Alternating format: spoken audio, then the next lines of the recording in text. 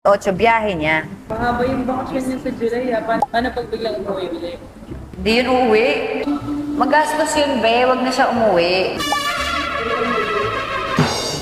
Grabe talaga ang 2026 sa akin, guys. Talagang tama talaga na pumasok ka talaga sa ilalim ng mesa at kumain ng grapes. Ay, oo, di ba? Diba?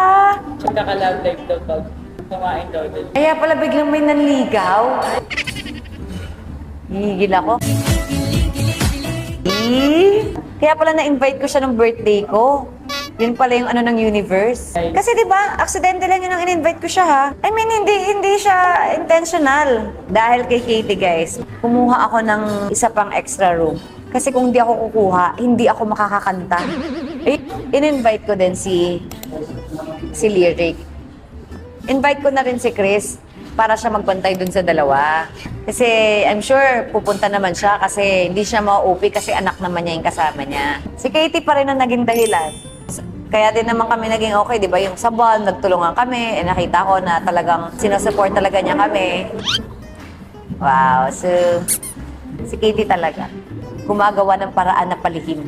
Palihim!